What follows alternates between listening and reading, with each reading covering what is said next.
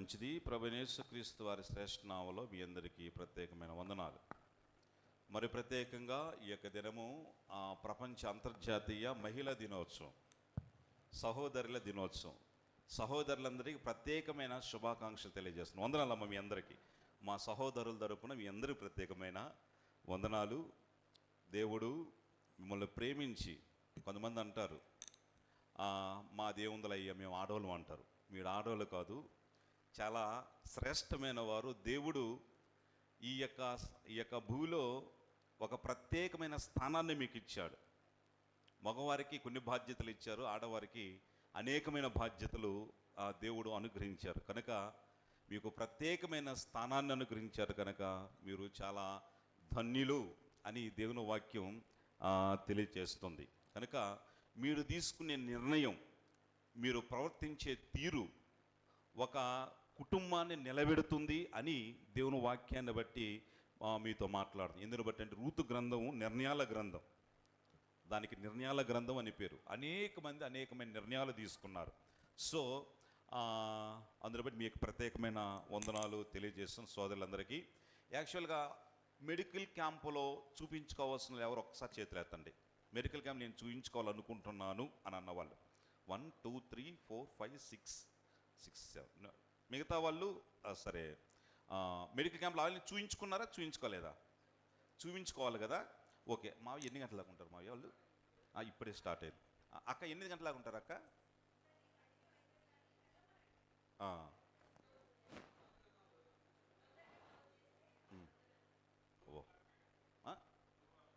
2 వరకు ఉంటుంది. అంటే 2 వరకు అంటే 9 గంటలకు ప్రారంభమైతే 2 గంటలకు అన్నారు. కానీ మీరు స్టార్ట్ అయిందే 11:30 అట్లా అయింది కాబట్టి కొద్ది ఎక్స్టెండ్ చేస్తారు. ఒక 4-5 గంటల దాకా ఎక్స్టెండ్ చేస్తారు. మీరేం హడావుడి పడద్దు, మీరేం తొందరపడద్దు. మొదటగా మనం ప్రభు పాద సన్నిధిలో ఉండి పరిపూర్ణంగా ఉండి ప్రార్థన చేసుకున్నది దేవుడు చక్కని మీకు రిపోర్ట్ ఇచ్చును గాక. ఆమేన్. సో ఈ సమయంలో మన మధ్యలో ఉన్నటువంటి సోదరులు వెంకటేశ్వర మావి గారు కొద్ది నిమిషాల సేపు క్లుప్తమైన వాక్య సందేశాన్ని మనకు అందిస్తారు. ఆ వాక్య సందేశం విన్న తర్వాత మనం ముగించుకొని మనము వెళదాం.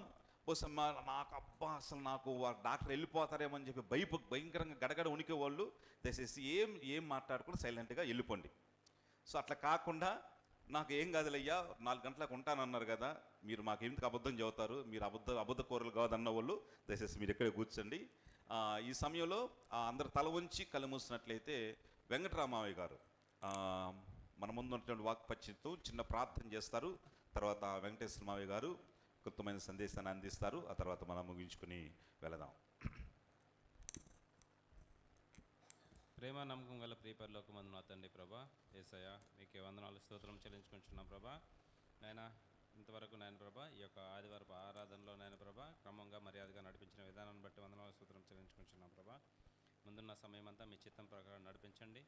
యేసయ్య, మీ దైవజనులు లేసి వాక్యం నాయన ప్రభా అందించుండగా ప్రభా, దైవజనులతో మీరు మాట్లాడి ప్రభా మా హృదయాలకు ఎటువంటి వాక్యం అవసరమో ప్రభా అటువంటి వాక్యాలని మాకు అందించమని అడుగుతున్నాం ప్రభా. సహాయం చేయండి. యేసయ్య, మీకే వందనాలు నాయన. ఈ కడవరి దినాల్లో నాయన ప్రభా మీ వాక్యం విని నాయన ప్రభా వాక్యానుసారంగా జీవించే బిడ్డలుగా, మిమ్మల్ని పోలి జీవించే బిడ్డలుగా మమ్మల్ని సరిచేయమని, మమ్మల్ని సరిచేసుకుంటూ జీవించడానికి మాకు సహాయం చేయమని, మీరే మహిమగా అంత ప్రభావం పొందమని యేసయ్య అతి పరిశుద్ధ నామమున అడిగి బతిలాడి వేడుకుంటున్నాం తండ్రి. ఆమేన్. ఈ సమయంలో వెంకటేశ్వర మావి గారు వచ్చి మనకు వాక్య సందేశాన్ని అందిస్తారు.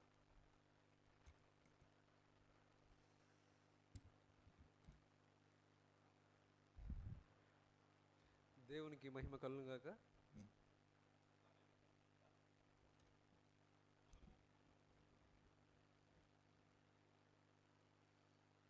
ఆదివార ఆరాధన నిమిత్తమై చేరి వచ్చిన ప్రియ సంఘానికి తండ్రి కుమార పరిశుద్ధాత్మ త్రియేక దేవుని నామంలో మీకు అందరికీ వందనాలు. అమ్మా, మీరంతా సంతోషంగా ఉన్నారా? సంతోషంగా ఉండాలి. ఎందుకంటే మన సంతోషానికి వారసులు. మన తండ్రి సమాధానానికి కర్త, సంతోషానికి కర్త. సంతోషంగా ఉండడి, మళ్ళీ చెప్తున్నాను ఆనందించుడి అంటున్నాడు. ఒకవేళ మర్చిపోతారేమో ఆనందించడానికి. మళ్ళీ చెప్తున్నాను ఆనందించడానికి ఉంటుంది అన్నమాట వాక్యంలో. మీకు నష్టం ఉన్నా కష్టం ఉన్నా ఒక్కసారి మీరు ప్రభు రక్తంలో కడగబడ్డారంటే మీరు సంతోషంగా ఉండాలి అంతే. అది ప్రభు ఆజ్ఞ. సరేనా? అది ప్రభు ఆజ్ఞ. మీరు ఆజ్ఞ అతిక్రమం చేశారంటే పాపం అయిపోద్ది. కాబట్టి మీకు ఎన్ని బాధలున్నా కూడా మీరు సంతోషంగా ఉండాలి. అల్లుడు చెప్పినట్టు ఈరోజు మహిళా దినోత్సవం. మీకు అందరికీ చేతులెత్తి నమస్కరిస్తున్నాను. ఎందుకంటే ఈ ప్రపంచం అంతా నిర్మించింది మీరే. మన పాప, నేను సింపుల్ వర్డ్స్ చెప్తున్నాను. యాక్చువల్లీ మీరు అక్కడ అందరూ చూపించుకోండి. ఆరోగ్యము మహాభాగ్యము అందరూ చూపించుకోండి. కాకపోతే పరమవైద్యుడు మన తండ్రి, అర్థమైందా? ఆయన కొన్నింటిని కలుగు చేస్తాడు అనమాట. మీరు ఈ విధంగా కూడా చూపించుకోవచ్చు. సో దాన్ని ఊరగా పెట్టారని చెప్పి దాన్ని తృణీకరించకండి, వెళ్ళి చూపించుకోండి. 5 దాకా ఉంటుంది, 5 గంటల దాకా ఉంటుంది, ఇబ్బంది ఏం లేదు. నేను చాలా సింపుల్గా ముగిస్తాను. నేను యాక్చువల్గా అమ్మని చూద్దామని వచ్చాను. అల్లుడికి కూడా నేను చెప్పలేదు వస్తున్నట్టు. కొన్ని మాటలు మనము చెప్పుకొని ముగించుకొని అందరం అక్కడికి వెళ్దాం. ఈ ప్రపంచాన్ని నిర్మించిందే మీరు. మన లోక రక్షకుడు వచ్చింది ఎవరి ద్వారా వచ్చాడు? మగోడు ద్వారా వచ్చాడా? లోక రక్షకుడైన యేసు ప్రభు ఒక స్త్రీ ద్వారా వచ్చాడు. అర్థమైందా? అంటే స్త్రీ ఎంత గొప్పదో చూడండి. స్త్రీ చాలా గొప్పది. అంత గొప్పది ఎవరు లేరు. అందుకే ఆమెకి ఎప్పుడైనా సరే ఈ లోక రక్షకుడిని ఈ భూమి మీద తెచ్చిన స్త్రీకి చేతులెత్తి నమస్కరించాలి. ఎందుకంటే దేవుడు మీ ద్వారా వచ్చాడనమాట. సో కాబట్టి దేవుణ్ణి తెచ్చినవారు మీరు, కాబట్టి మీరు చాలా జాగ్రత్తగా ఉండాలి. ఎందుకంటే బలవంతులు మీరే, బలహీనులు కూడా మీరే కదా. మీరు ఎంత బలవంతులో అంతే బలహీనులు. బలంగా ఉంటారు, పొగిడేమనుకో ఉత్తత మాటతోటి డామ్మను పడిపోతారు కాదా. ఎందుకంటే దేవుడు ఏం చెప్పాడు? అమ్మా మీరు అన్నీ తినండి, ఈ ఫలం ఒక్కటే తినద్దని ఆజ్ఞించిపోయాడు. మనిషికి ఏం కావాలో ఈ సృష్టిలో అన్నీ సృష్టించి, ఆదామును సృష్టించి, సరే అన్నీ రెండు ఉన్నాయి, ఈ మనిషి ఒక్కడే ఉన్నాడు, నరుడు ఒంటరిగా ఉంటూ మంచిది కాదు అని చెప్పి సాటి అయిన సహవాసి కావాలని చెప్పి ఆయన నిద్రపోజేసి ఆయన పక్కటెంపు నుంచి తీసి అవ్వని చేశాడు. చేస్తే సరే మీరు దీన్ని ఏలండి అని చెప్పి దేవుడు వెళుతూ వస్తూ ఉన్నాడు. సరే మీరు అన్నీ తినండి, ఇవన్నీ మీకోసమే, కానీ అదిగో ఆ ఒక్క పండుని తినొద్దని చెప్పాడా? చెప్పినప్పుడు వాళ్ళిద్దరూ ఉన్నారు. సాతానుడు చాలాసార్లు అది తినిపించాలని చెప్పి ప్రయత్నిస్తున్నాడు. ఏది? ఆ పండుని. వాడు వీళ్ళ దగ్గరికి వస్తూ పోతూ ఉన్నాడు, పాము రూపంలో వస్తూ పోతూ ఉన్నాడు. వీళ్ళు పామే కదా అని చెప్పి దాంతో మాట్లాడుతూ ఉన్నారు. పాము అంటే మన మామూలు జంతువేది. మాట్లాడుతూ ఉన్నారు. వాడు వస్తూ పోతూ ఉన్నాడు, తెలిసిన వ్యక్తిగా ఉన్నాడు అన్ని జంతువులతో పాటు, అది కూడా. కానీ ఎప్పుడైతే ఆదాము అవ్వని వదిలిపెట్టి అటు తిరగడానికి ఏదైనా వనంలో వెళ్ళాడనమాట. ఏదైనా వనంలో వెళ్ళినప్పుడు సాతానుడికి సమయం దొరికింది. స్త్రీ ఒంటరిగా ఉంది, వెళ్ళి మాయ మాటలతో పడేయాలని చెప్పి వాడు వచ్చి అవ్వని మాయ మాటలతో పడేపించి ఆ పండుని తినిపించాడు. చూడండి, స్త్రీ ఒంటరిగా ఉందంటే 4 మాయ మాటలు చెప్పారంటే ఎంత విశ్వాసమైన డామున పడిపోతారు. అంత బలహీనం పడింది. అర్థమైందా? అక్కడే పాపం స్టార్ట్ అయింది. వాళ్ళు దిగంబరులుగా ఉన్నారు, వాళ్ళకి తెలియదు పాపం మేము దిగంబరంగా ఉన్నామని. ఏది? అవ్వ ఆదాము మహిమ వస్త్రాలతో వాళ్ళు ఉన్నారు. కానీ వీడొచ్చి సాధారణ వచ్చి ఆదాము లేని సమయంలో వాడొచ్చి అవ్వకి లేనిపోయిన మాటలు చెప్పి బలహీనరాలు చేసి అవ్వని పడగొట్టి ఆ పండు తినిపించాడు. తినిపించి మాయ మాటలు చెప్పాడు. తినిపించి ఆమె తిన్నది కాకుండా తిన్నది సాతానుడు ఉన్నాడు, ఆదాము వస్తూ ఉన్నాడు. ఈ సాతాను ఇంకా పారిపోయాడు, ఇంకా పుల్లబెట్టి పారిపోయాడు. ఇంక వాడు ఈడు ఆదాము వస్తే మళ్ళీ ఇబ్బంది అని. ఆదాము వచ్చాడు, ఇది ఇప్పుడు తిన్నావంటే తిన్నాను, దేవుడు తినకూడదని చెప్పాడు కదా, మరి నువ్వేం తిన్నావంటే ఏం కాలేదు, చాలా బాగుంది, నువ్వు కూడా తినని చెప్పి. పాపం ఆదాము ఏం చేస్తాడు? ఇంట్లో హోమ్ మినిస్టర్ ఏం చెప్తుందే కదా, తన భార్య ఏం చెప్తే ఒకళ్ళు ఎన్నపోయినా కూడా వాడు జుట్టు పట్టుకునే తినిపిస్తుంది అనమాట. అటువంటి స్త్రీలు కూడా ఉన్నారు. ఆ పండు తినిపించేసరికి ఆదాంకి ఆయనే తిన్నాడు. తినేసరికి ఇద్దరికి అక్కడి నుంచి పాపము స్టార్ట్ అయింది. అందుకే బలహీనులు మీరే, బలవంతులు మీరే. సో కాబట్టి చాలా జాగ్రత్తగా ఉండాలి. సరే ఆ పాపం అలా అలా అలా అయిపోయి, ఆ పాపం అలా అలా అయిపోయి అలా అయిపోయి పాపం పేటరేగిపోయి ఈ పాపాన్ని ఎలా తీసేయాలి అని చెప్పి దేవుడు ఆలోచిస్తున్నప్పుడు ప్రవక్తలు చెప్తున్నారు, కాలము పరిపూర్ణమైనప్పుడు లోకరక్షకుడు ఈ భూమి మీద జన్మిస్తాడు అని చెప్పి. ఈ పాపాన్ని తీసేయాలంటే పరమాత్ముడే రావాలి. వీళ్ళకి అర్థం కావట్లేదు. ఎన్నిసార్లు చెప్పినా కూడా ప్రవక్తలు వారికి పాపానికి అర్థం కావట్లా. అత్యాచారం చేసేవాళ్ళు, మనుషులు చంపేవాళ్ళు, మనుషులు దోసుకునేవాళ్ళు, మగోళ్ళు, స్త్రీలు సంయోగం, ఇంత దారుణమైన పరిస్థితులు ఉన్నాయి అప్పుడే. వీళ్ళ పాపం తెలియాలంటే ఎలా అని చెప్పి దేవుడే మనిషి రూపంలో వచ్చి వాళ్ళకి చెప్తే కానీ అర్థం కాదని చెప్పి దేవుడే తన కుమారుని రూపంలో స్త్రీ ద్వారా ఈ లోకంలో జన్మించాడు. జన్మించాడు కనుక మన పాపానికి ఒక దారి ప్రాయశ్చిత్తం దొరికింది. అంతకుముందు పాపానికి ప్రాయశ్చిత్తమే లేదు. నువ్వు తప్పు చేసావంటే నీకు నరకం, అంతే, సంపేయబడతావు.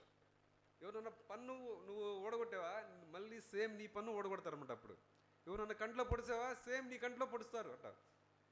పంటికి పన్ను, కంటికి కన్ను.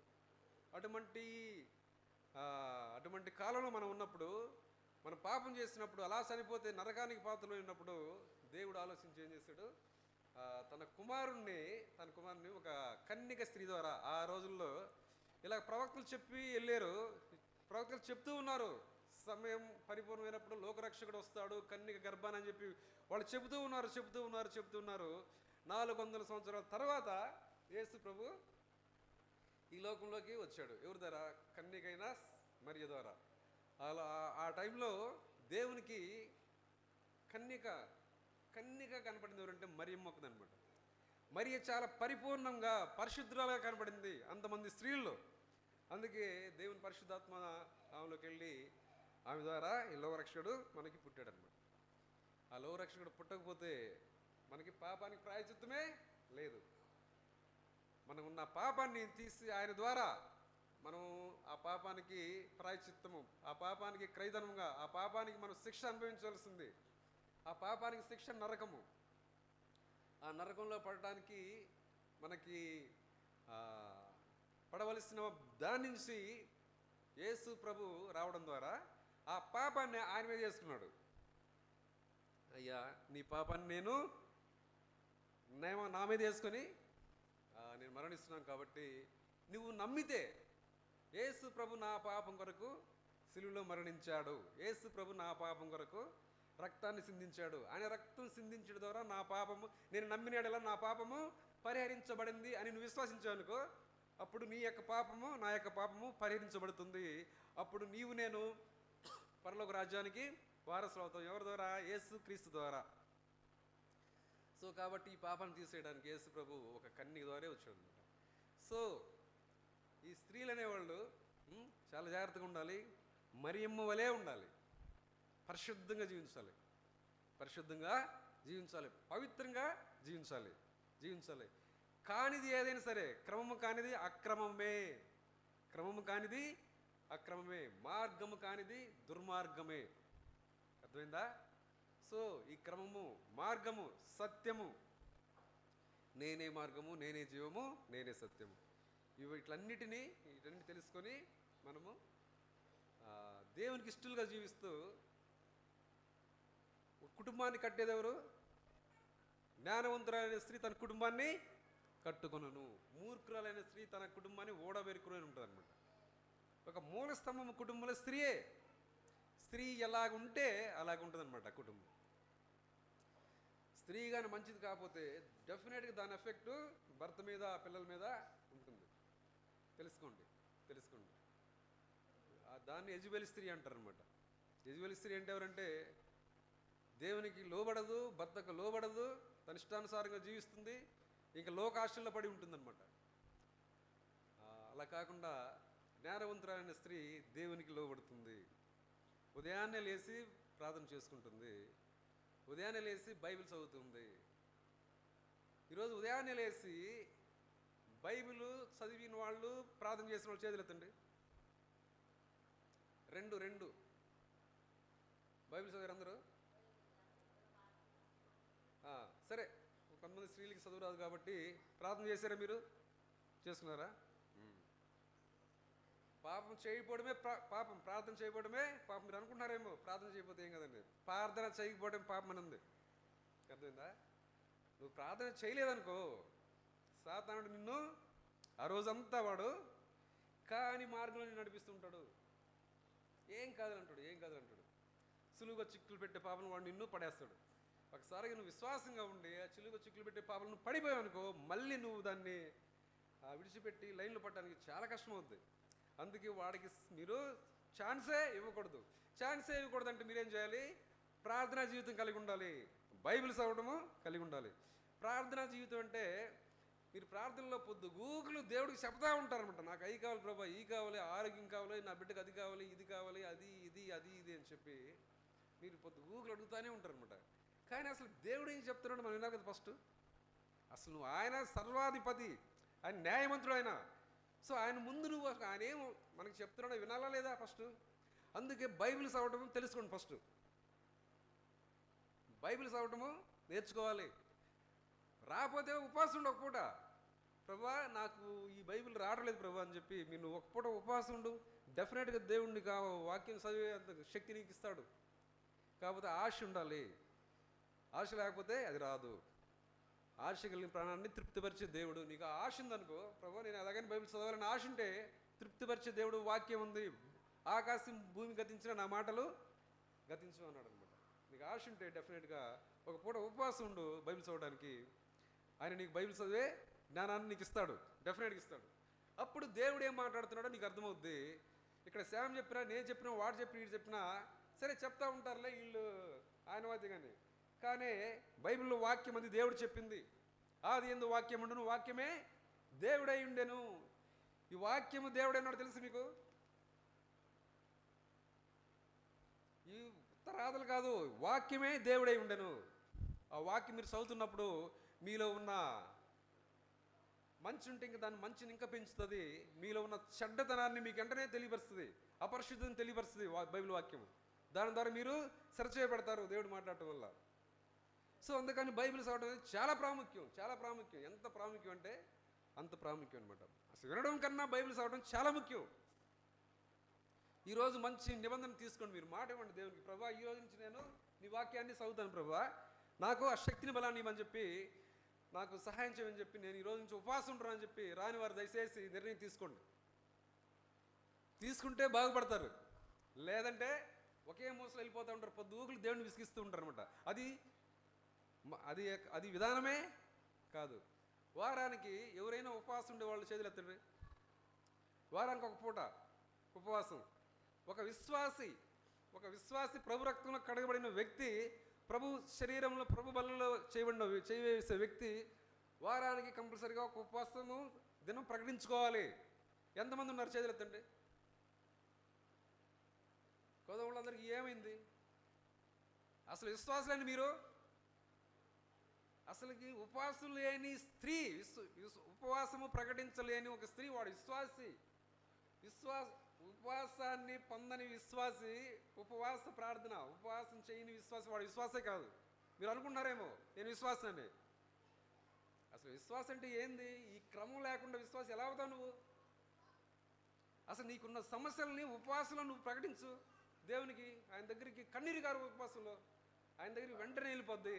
నీకు ఎప్పుడు కావాలంటే అప్పుడే అయ్యి, ఎప్పుడు కావాలి కదా ఆయన ఫిక్స్ చేసిన టైంలోనే అవుతాయి అనమాట. ముందు కాదు వెనక కాదు మళ్ళీ. కానీ డెఫినెట్గా ఉపవాస ప్రార్థనలో దేవుని దగ్గరికి చేరుతాయి. ఉపవాసం చేయలేదంటే అసలు విశ్వాసమే కాదు. ఈరోజు నేను చెప్తున్నాను, రాసుకోండి దయచేసి. ఈరోజు నిర్ణయం తీసుకోండి. స్త్రీగా మంచి స్త్రీగా ఉండండి. ఉపవాసాన్ని ప్రకటించుకోవాలి. సరేనా? ఉపవాసాన్ని బైబిల్ చదవాలి. రాకపోతే ప్రమాణం చేసి ప్రభు నాకు ఈరోజు నాకు చెయ్యి ఇది ప్రభు అని చెప్పి నేను ఉపవాసం ఉంటా అని చెప్పి ఒక పూట ఉండండి. రెండవదిగా డెఫినెట్గా ఒక దినము శుక్రవారము శనివారము ఒక దినము ఉపవాస ప్రార్థన చేయండి. భోజనం చేయకుండా ఆ నైట్ అంతా సిద్ధపరిచి నీ యజమానురాలకి పిల్లలకి సిద్ధపరిచి నువ్వు ఇంకా దినమంతా ఒక పూట ఉండండి. ఒక పూట పనికి వెళ్ళాలి కదా, మళ్ళీ ఒక పూట ప్రకటించుకొని ఉపవాస ప్రార్థన చేయాలి. అర్థమైంది ఇప్పుడు? ఇంకా ఇంకేమున్నాయి విశ్వాసులుగా ఉండాలంటే?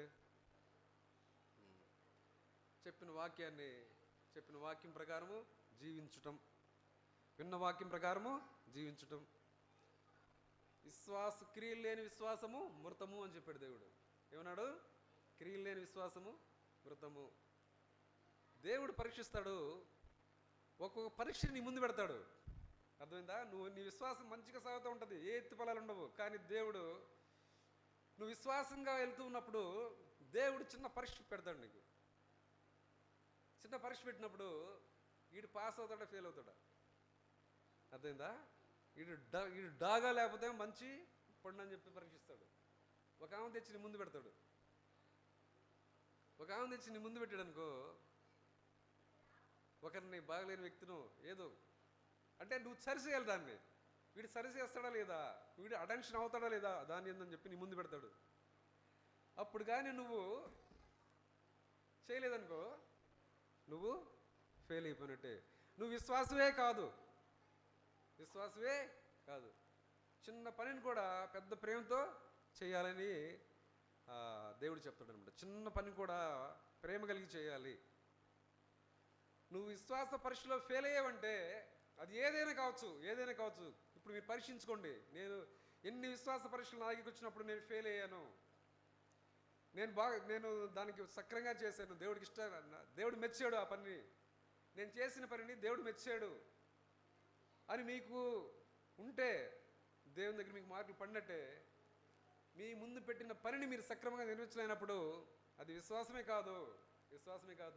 అలాంటప్పుడు క్రియలు లేని విశ్వాసము మృతము అన్నాడు దేవుడు. క్రియలు లేని విశ్వాసము మృతము అన్నాడు. ధవళ సింహాసనం ఎదుట దేవుడు తీర్పుకి అందరిని పిలుస్తాడు.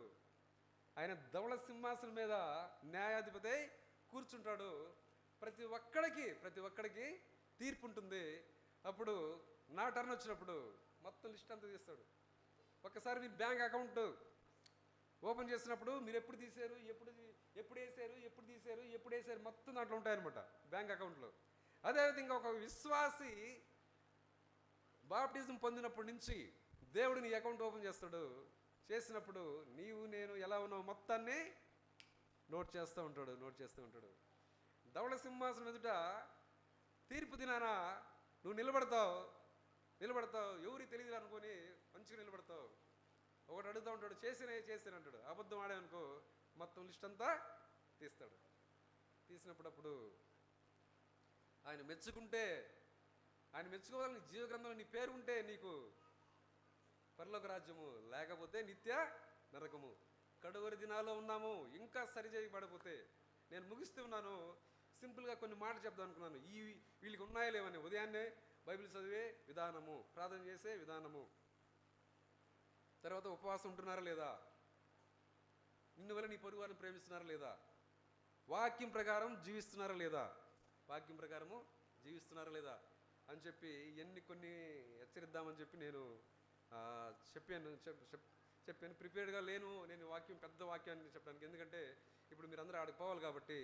సో ఇది మన ఇంట్లో ఉన్న విషయం అన్నమాట. ఇది ఇంట్లో మనము మాట్లాడుకుంటామో అదేవిధంగా మన సంఘంలో మనం సరి చేసుకోవటము, అది నేను కూడా చేయాలి. ఉదయం లేచి చదువుకోవాలి, బైబిల్ చదువుకోవాలి, ప్రార్థన చేసుకోవాలి, వారానికి ఒక పూట ఉపవాసం ఉండాలి, వాక్యం ప్రకారం జీవించాలి. సో కాబట్టి ఆ విధంగా లేకుండా ఇప్పటికీ మీరు పాత జీవితంలో ఉన్నారంటే, ఎందుకంటే క్రీస్తులో ఉన్నవాడు నూతన సృష్టి అని ఉందన్నమాట. ఇదిగో పాతవి గతించను, సమస్తము కొత్తవాయను. ఒక్కసారి నువ్వు ప్రభు రక్తంలో కడబడినప్పుడు నువ్వు నూతన సృష్టి. నూతనంగా మార్చబడకుండా మళ్ళీ కుక్క తన వాంతికి తిరిగి చూసినట్టు. ఒక మాట చెప్పడానికి ఎంత దారుణం తెలుస్తుంది. మళ్ళీ వెనక్కి తిరిగి చూసినట్టు.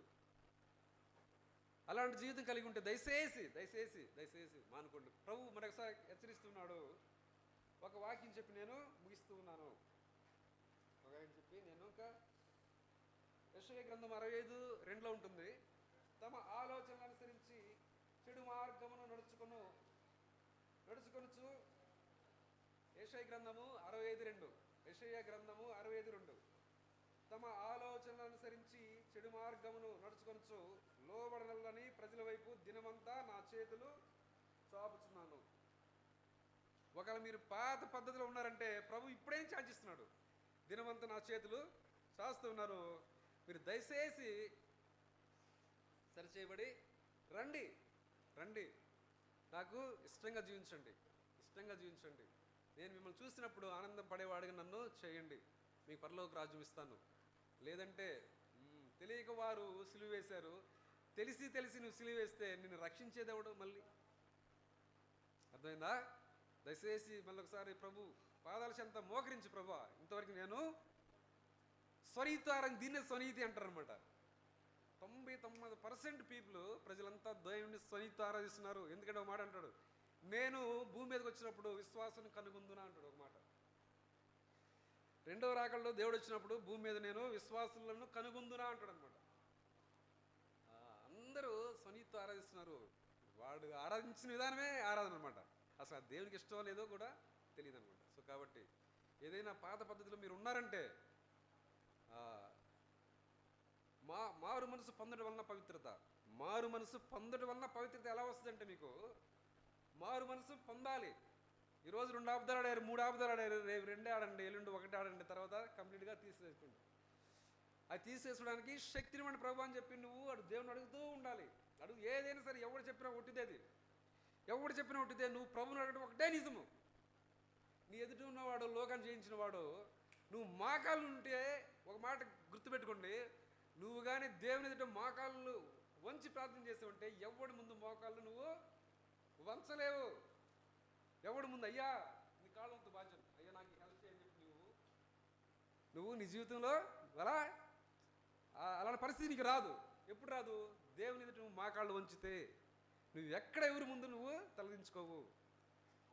నీ యొక్క బలహీనతలు పెట్టండి దేవుని ఎదుట, దేవుని అడగండి, ప్రతి సహాయాన్ని అడగండి. శ్యాంబాబు చేసేం లేదు, నేను చేసేం లేదు, నీ పక్కన వాళ్ళు చేసేది ఏం లేదు, ఏం లేదు, ఏం లేదు, అంతా ఒట్టిది, అంతా ట్రాష్, ఒట్టిదే ఒట్టిదే ఒట్టిదే. ఎవడేం చెప్పినా ఉపశమనానికే. సో నువ్వు కార్చవలసింది పరిశుద్ధ దేవుని ఎదుట, నీ కొరకు ప్రాణం పెట్టిన ఎదుట. అరే నీ కొరకు నా బిడ్డని ఇచ్చాను రా బాయ్, నీకోసం నీకు వచ్చిన సమస్య నాకు పెద్ద లెక్క కాదు, ఎందుకంటే నా బిడ్డనే నీకు ఇచ్చాను. నువ్వు చనిపోతుంటే నా బిడ్డనే నీకు ఇచ్చి నీ పాపాన్ని తీసేసి నిన్ను పరలోకరాజ్యం చేర్చాను. నీకు వచ్చిన సమస్య నాకు పెద్ద లెక్క. అడుగు, నువ్వు ఏం కావాలో నీకు అడుగు, అడుగు, అడగాలి. ప్రతి చిన్న విషయాన్ని కూడా దేవుని అడగాలి, అడగాలి, నిర్ణయించి తీసుకో. దేవుని అడుగు, అడుగు, అడుగు, అడుగు, దేవుని అడుగు. ఏడు ఏడు ఏడు ఏడు మోకాళ్ళు వంచు వంచు వంచు వంచు. నీ మోకాళ్ళన్నీ నల్లంగా పోతాయి, నీ ముఖం అంతా మెరిసిపోతుంది దేవుడు. సో కాబట్టి దేవుడు ఇప్పుడే అంటున్నాడు, నా చేతులు దినమంతా చేస్తున్నాను, ఇప్పుడైనా రండి, ఇప్పుడైనా వచ్చి పాత జీవితాన్ని మొత్తం వదిలిపెట్టి మంచి నిర్ణయం తీసుకోండి. బైబిల్ చదవడం స్టార్ట్ చేయండి రానివారు. తర్వాత ఉపవాసం ప్రకటించుకోండి. తర్వాత చెప్పిన వాక్యం ప్రకారం జీవించండి. అప్పుడే దేవునికి ఇష్టలుగా మీరు లోకంలో జీవిస్తారు.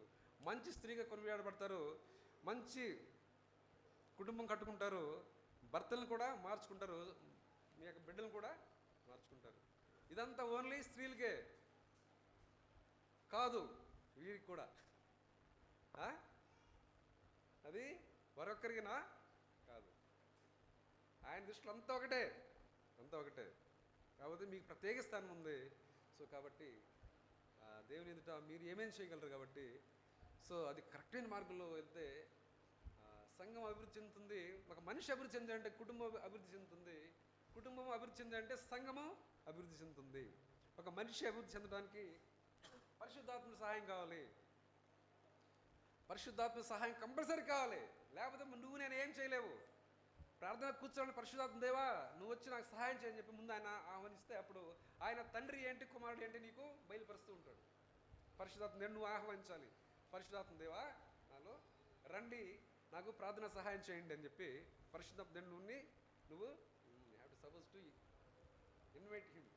ఆయన నువ్వు ఇన్వైట్ చేస్తే అప్పుడు నీ ఆత్మీయంగా అభివృద్ధి చెందుతావు, నీ కుటుంబం ఆత్మీయంగా అభివృద్ధి చెందుతుంది. ఒక వ్యక్తులు అభివృద్ధి చెందుతూ కుటుంబం అభివృద్ధి చెందుతూ ఉంటే సంఘము అభివృద్ధి చెందుతూ ఉంది. ఈ మూడింటికి అభివృద్ధి చెందాలంటే పరిశుద్ధాత్మ దేవుడు కంపల్సరీ కావాలి. పరిశుద్ధాత్మ దేవుడు సహవాసం లేనిది నీవు నేను అభివృద్ధి చెందలేము.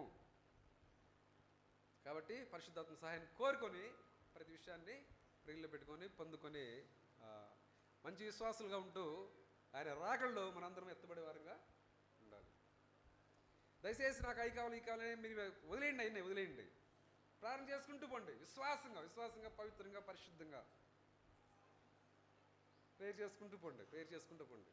రోజు ఆడండి ప్రార్థనలో, ఉపవాస ప్రార్థనలో, మోకాళ్ళ మీద సంపూర్ణ రాత్రి ప్రార్థనలో. ఆటోమేటిక్గా దేవుడు ఒక్కొక్కటి ఎంట వాటిని సరి చేసుకుంటూ వస్తాడు. అంత శక్తి గల దేవుడు మన దేవుడు. సో ఈ చిన్న వాక్యాన్ని ఎందుకంటే ఆయన మీ కొరకు ప్రాణం పెట్టాడు, అంత విలువైన వారు మీరు. కాబట్టి ఎవరైనా ఇంకా రక్షణ పడవలసిన వారు ఉంటే ఆయన మీ కొరకు ఇంకా చేతులు వస్తున్నాడు. దయచేసి మీ పాపాలను ఒప్పుకొని ఆయన ఎదుట మిమ్మల్ని సొంత రక్షణగా కొత్తవారు ఆయన్ని ఎంచుకోండి, బాప్టిజం తీసుకోండి. ఆయన ప్రభు రక్తంలో మీరు చేయివేసి పరిశుద్ధంగా జీవిస్తూ ఆశీర్వాదం పొందుతూ కష్టాల నుంచి తప్పించబడుతూ ఆయన రాకళ్ళలో మనందరము ఎత్తబడే వారంగా ఉండాలని ప్రభు పేరిట మనం చేస్తూ ముగిస్తూ ఉన్నాను. పరలోకున్న మా తండ్రి, దేవా నీకెంత వందనాలు. జ్ఞాపకం చేసుకోండి, కృప చూపండి, దయచూపండి. ఆయన చిన్నగా కుటుంబంలాగా మేము ప్రభు కొన్ని చర్చించుకున్నాం నా తండ్రి, నా దేవా. ప్రార్థించుటేందు ప్రభా, బైబిల్ చదువుటేందు ప్రభా ఎడతగా ఉండలాగను నా యొక్క సంఘాన్ని, నా కుటుంబాన్ని జ్ఞాపకం చేసుకోండి. మా యొక్క సంఘాన్ని ప్రభా ఉపవాసాన్ని ప్రకటించుకున్నటకు, వాక్యం ప్రకారం జీవించుటకు సహాయం చేయమని కృప చూపండి. నీకే మహిమ ప్రభావం చెల్లిస్తూ ప్రభా చెప్పబట్టి విత్తబడిన ఈ యొక్క మాటలు ప్రభా పరిశుద్ధాత్మ దేవా వాళ్ళకి వినికుడిలో వాళ్ళ హృదయాన్ని నీరుగడ్డి ఫలింపజేసి ఆత్మీయంగా అభివృద్ధి చెందమని నీకే మహిమ ప్రభావం చెల్లిస్తూ కొద్దిమంది ప్రేకుమారుడైన యేసు ప్రభా పరిశుద్ధమైన నామంలో అడిగి బ్రతలాడి పెట్టుకుంటున్నాం తండ్రి, ఆమేన్.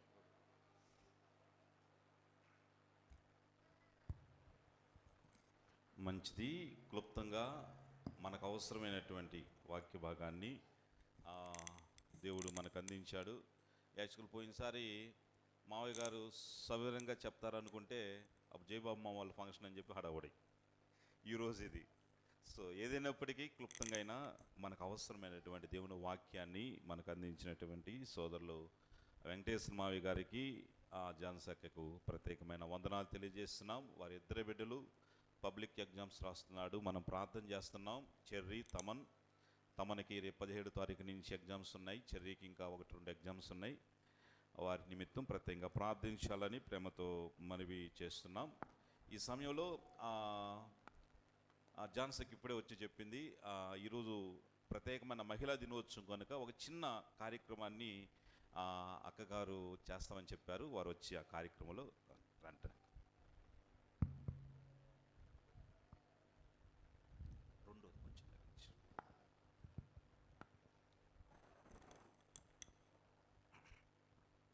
దేవుని నామంలో మీ అందరికీ వందనాలు. అందరు బాగున్నారా? ఏంటంటే మన పాస్టమ్ గారికి చిన్న సన్మానం చేద్దాము. యాక్చువల్గా మనము మన అమ్మ చర్చికి వెళ్తేనో మన నాన్న చర్చికి వెళ్తేనో చర్చికి వస్తాము. కానీ నాకైతే పెదనాన్న పాటల వల్ల ఇన్స్పైర్ అయ్యి నేను ఈ చర్చికి వచ్చాను అనమాట. నాకెవరు మా అమ్మ చెప్పలేదు, మా నాన్న చెప్పలేదు, వాళ్ళు ఎవరు నాకు చెప్పలేదు. కానీ ఈయన పాటలు పాడినప్పుడు నాకు చిన్నప్పటి నుంచి పాటలు అంటే ఇష్టం కాబట్టి దానివల్ల నేను ఇన్స్పైర్ అయ్యి చర్చికి వచ్చాను. కాబట్టి ఇంకొక విషయం ఏంటంటే, ఈ అమ్మాయి పాస్టమ్ గారు చిన్న అమ్మాయి కాబట్టి నేను అలా అంటున్నాను, ఏమనుకోకు. ఈ అమ్మాయికి హెల్త్ బాగాలేనప్పుడు నేను చాలా ఎంత సఫర్ అయ్యానంటే ఒకరోజు ప్రేయర్ చేశాను అనమాట ఈ అమ్మాయి గురించి. దేవుడు నాకు సడన్గా కనిపించినట్టు ఒక ఆలోచన వచ్చింది. ఈ అమ్మాయికి నువ్వు సహాయం చేయాలి, వాళ్ళ కుటుంబము సర్వైవ్ అవ్వాలి, అది నీ ద్వారా జరగాలి అని చెప్పి దేవుడు నాతో మాట్లాడినట్టు నాకు అనిపించింది. ఫస్ట్ మా తమ్మను పుట్టినప్పుడు మా మామయ్య నాకు కల్లో కనిపించాడు. వాడిని చూపించు నాకు అని నేను ఇది ఇంతకుముందు కూడా ఒకసారి స్టేజ్ మీద చెప్పాను. నేను కనిపించి అబ్బాయిని చూపియమ్మా అని నాకు చూపించాడు అనమాట. అందుకని నేను తమ్మనికి మా మామయ్య పేరు వచ్చేటట్టు నేను తమ్మనని పెట్టాను. ఆ తర్వాత మళ్ళీ ఈ అమ్మాయి నాకు ఒక మాట ద్వారా దేవుడు నాతో మాట్లాడినట్టు అనిపించింది. ఆ రోజు వెంటనే నేను 20,000 అమౌంట్ అమ్మాయికి షేర్ చేశాను అనమాట. కానీ నాకు చాలామంది వాళ్ళకెందుకు చేయడము వీళ్ళకెందుకు చేయడము అని అపోహలు చాలామంది నాకు మెసేజ్ చేయడము అలా చెప్పారు. కానీ బట్ గాడ్ నాకు అది చెప్పినప్పుడు చాలా ఇన్స్పైర్ అయ్యాను నేను. ఈమె విషయంలో నాకు ఈరోజు ఎందుకో ఆ అమ్మాయిని సన్మానించాలి. మళ్ళీ దేవుడు సజీవంగా ఇద్దరు బిడ్డల్ని ఇచ్చి మన మధ్యలో నిలవబెట్టాడు. ఈ కుటుంబానికి మంచి ఆదరణ ఆ అమ్మాయి. మనకి పాస్టమ్గా ఉండడము, అనేక మంది తల్లులకి ప్రార్థించే విధంగా, వాక్యం చెప్పే విధంగా దేవుడు తయారు చేసినందుకు, దానిలో నేను పార్టిసిపేట్ అయినందుకు నిజంగా ఐఎమ్ రియలీ సో హ్యాపీ. అది నేను మీతో షేర్ చేసుకుందాం అనుకున్నాము. ఇంకొక విషయం ఏంటంటే, మనము పేరెంట్స్ వస్తేనో వాళ్ళు వస్తేనో వీళ్ళు వస్తేనో చర్చికి రావసరం లేదు. మనకంటూ ఒక ఇది ఉండాలి. దేవుడు నా కోసము, అసలు మనం అన్ని పురాణాలు అయ్యి ఇవి చదివాము బోల్డన్ని. మనకి ఎంతమంది ఉన్నారు? మనకి దేవతలు 3 కోట్లు, ముక్కోటి పండుగ చేసుకునే వాళ్ళం కదా చిన్నప్పుడు. ఆ పండుగలో మనకి ఎంతోమంది దేవుళ్ళు ఉన్నారు. వాళ్ళందరినీ వదిలిపెట్టి, నాకు చిన్నప్పుడు ఇక్కడ నైవేద్యం కూడా భలే నచ్చేది. మన పిల్లలందరం వెళ్ళి తెచ్చుకునే వాళ్ళం కదా. నేను ఎప్పుడు ఈ సాక్ష్యము పంచుకోవాలని ఏం కాదు, కానీ జస్ట్ తన కోసమనే నేను ఇది షేర్ చేసుకున్నా. యాజ్ ఏ ఉమెన్స్ డే కాబట్టి మనమందరం కలిసి మన పాస్టర్ గారిని సత్కరిద్దాము. ఈరోజు మీరందరు రండి, ప్లీజ్ కమ్ ఆల్. అందరూ రాగలను, వాళ్ళందరూ రండి. రండి. అక్క చైర్ తీసుకురాను, చైర్ అక్కడ.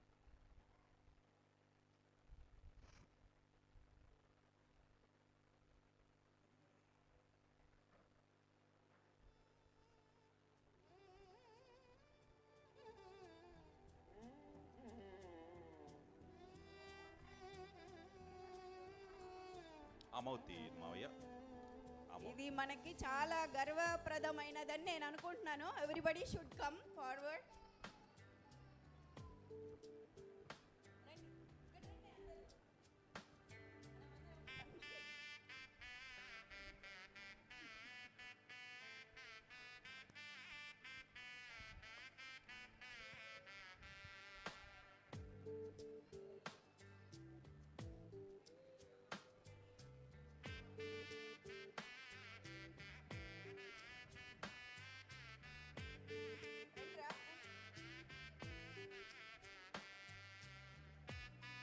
ఫోటో దిగాల్సిన శివక్క రాక రాక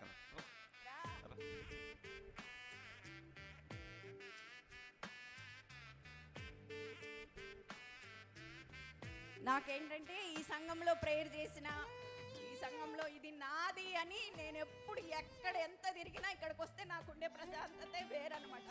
బద్దక్క దీనికి బిల్డరు. నేను చిన్నప్పటి నుంచి నాకు పాట పాడడానికి కూడా నాకు ఇచ్చేవాళ్ళు కాదు, ఎందుకంటే మా పేరెంట్స్ లేరు కాబట్టి. దేవకర్ నాకు ఇచ్చేవాళ్ళు, లేకపోతే ఇంకో పిల్ల ఎవరో ఉంటే వాళ్ళకి ఇచ్చేవాళ్ళు అనమాట. నన్ను పాట పాడించేవాళ్ళు కాదు. పెద్దనాన్న ఎప్పుడో లాస్ట్లో ఒక టైంలో నాకు ఇచ్చేవాడు.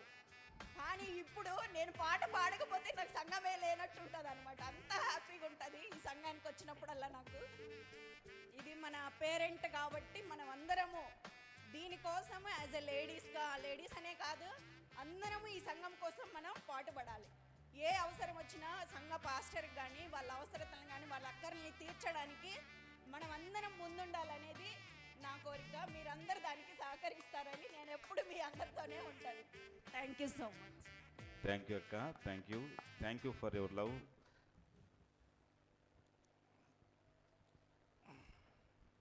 మంచిది.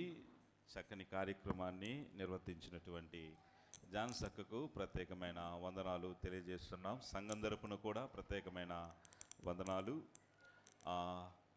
అలాగే అనారోగ్యతున్న వారి కోసం ప్రత్యేకంగా ప్రార్థించండి. అంత మాత్రమే కాకుండా అన్నపూర్ణక్క బాగా కాయలో పడి ఉంది కనుక అక్క నిమిత్తం ప్రత్యేకంగా ప్రార్థించండి.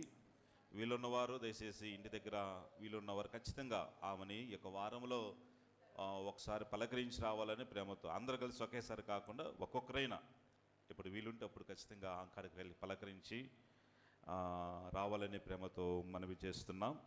అంత మాత్రమే కాకుండా గర్భంతో ఉన్న బిడ్డలు ఉన్నారు కొంతమంది బిడ్డలు, వారి కోసం కూడా ప్రత్యేకంగా ప్రార్థించండి.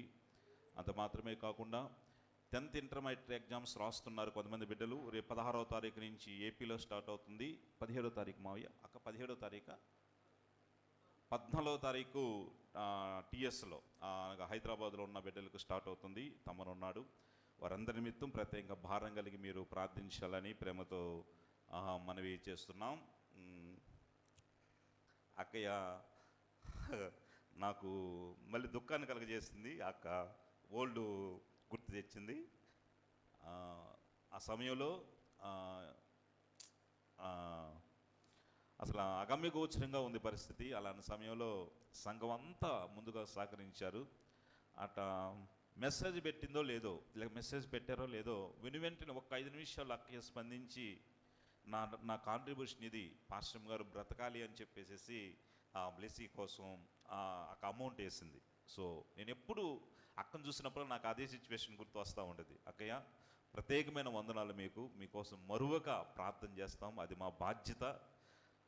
ఆ కార్యం చేసి మరి ఎక్కువ మా బాధ్యతని పెంచారు. మీ అందరికీ ప్రత్యేకమైన వందనాలు తెలియజేస్తున్నాం. మీ అందరికీ ప్రత్యేకమైన వందనాలమ్మ. అంత మాత్రమే కాదు, ఈ యొక్క వారంలో ప్రత్యేకమైన స్త్రీల కూడి కూడా జరుగుతుంది కనుక, మహిళా దినోత్సవం కనుక దూర ప్రాంతం నుంచి ప్రత్యేకమైనటువంటి వాక్యోపదేశకులు రేపు గురువారం రోజు సాయంకాలం మన మధ్యకి రానయ్యి ఉన్నారు కనుక, గురువారం రోజు జరిగే ఈ యొక్క ప్రత్యేకమైన కూడికలు మీరందరూ తప్పకుండా పాల్గొనండి. బహుశా కొంతమందే పాల్గొంటున్నారు. ఆ రోజు ప్రత్యేకంగా జరుగుతుంది.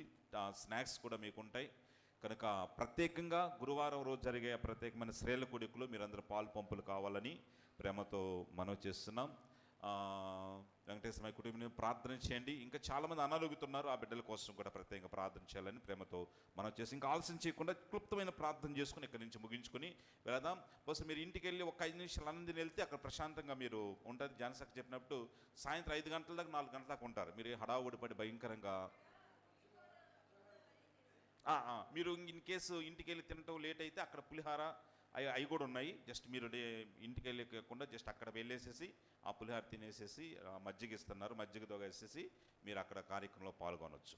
ఈ అలాగే మన మధ్యకు వచ్చినటువంటి సోదరి అనుపూర్ణక్క అంటున్నాను, పద్మక్క నిమిత్తం కూడా ప్రత్యేకంగా ప్రార్థించండి. ఇటీవల కాలంలో బాగా అనారోగ్యంతో ఇబ్బంది పడ్డది.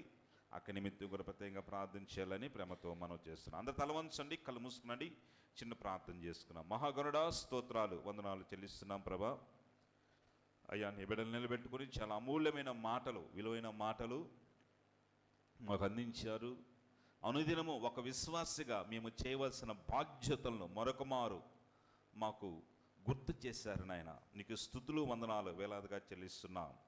అంతకుముందు కూడా ప్రార్థనాంశాన్ని ఆరాధనలో కూడా తీసుకువచ్చారు, మరొక మారు మాకు జ్ఞాపకం చేశారు. ఎస్, ఇది దైవ నడిపింపని మేము నమ్ముతున్నాం ప్రభా. మేము ప్రార్థనలో జారిపోయేవారుగా తప్పిపోయేవారుగా ఉన్నావేమో, మమ్మల్ని క్షమించండి, మన్నించండి. నీకోసం సాగే బిడ్డలుగా, నీకోసం కొనసాగే బిడ్డలుగా మమ్మల్ని అందరినీ దీవించమని మేము ప్రార్థన చేస్తున్నాం. ఈ వారమంతయు కృపాక్షేమాలు మా అందరికి దయచేయమని, ఎగ్జామ్స్ రాస్తున్న వారికి మీరు కృప చూపమని, చక్కని ఫలితాలను వారి జీవితంలో అనుగ్రహించమని మేము ప్రార్థన చేస్తుండగా, అయ్యా ప్రత్యేకంగా ఈ దిన మహిళా దినోత్సవం సందర్భంగా సేవకురాలను ప్రేమించి అక్కయ్య సంఘస్థులందరూ చేస్తున్నటువంటి ఈ చిరు సన్మానాన్ని దీవించమని, 100 ఫలాన్ని వారికి దయచి, వారి ప్రేమకు ఒక దైవజనులుగా మేము ఏమి ఇవ్వలేమని కానీ అయ్యా మనసారా హృదయపూర్వకంగా వారందరినీ నిండారుగా దీవిస్తుండగా వారిని దీవించి బలపరిచి నీ కృపలో వర్ధలింపచేయమని, అయ్యా ఈ సంఘం ఎర్ల నీ బిడ్డలకున్న ప్రేమను బట్టి, అభిమానాన్ని బట్టి, అయ్యా ఒక బాధ్యతను బట్టి, భారాన్ని బట్టి నీకే కృతజ్ఞతాస్తుతులు స్తోత్రాలు చెల్లిస్తూ రాబో వారం అంతే కృపాక్షేమాలు అనుగ్రహిస్తుండగా, అయ్యి బిడ్డలు వెళ్ళి ఆ యొక్క డాక్టర్ దగ్గర చెక్ చేస్తుండగా మంచి వర్తమానాలను ఈ బిడ్డలందరూ వినే విధంగా నీ ఉన్నతమైన సహాయాన్ని దయచేస్తారని యేసయ్య నామములో ప్రార్థించి స్తుతించి అడిగి వేడుకుంటున్నాం తండ్రి, ఆమేన్. మన పరమ తండ్రి అనే దేవుని ప్రేమయు, కుమారుడైన యేసుక్రీస్తు వారి కృపయు, పరిశుద్ధాత్మను నిన్న సహవాసము సమాధానం నిత్యమునతోడు ఇప్పుడు ఎల్లప్పుడు సదాకాలము సకల పరిశుద్ధులకును చెరువచ్చిన మనందరికి ప్రత్యేకంగా తోడయండి, దీవించి బలపరిచి రాబో వారమంతయు కృపాక్షేమాలు కాపుదలు మనకు అనుగ్రహించునుగాక. ఆమేన్, ఆమేన్. మీ అందరికీ ప్రత్యేకమైన వందనాలు. మరొక మారు ప్రత్యేకమైన ఉమెన్స్ డే శుభాకాంక్షలు తెలియజేస్తున్నాం. అక్కయ్య మీకు ప్రత్యేకమైన వందనాలు. మేము ఎక్స్పెక్ట్ చేయలేదు, తప్పకుండా మీకు ప్రత్యేకమైన మే గాడ్ బ్లెస్ యు. దేవుడు దీవించునుగాక. ప్రక్క వారికి ఈరోజు వందనాలు కాకుండా ఉమెన్స్ డే శుభాకాంక్షలు తెలియజేసి వెళ్ళాలని ప్రేమతో మనవి చేస్తున్నాం.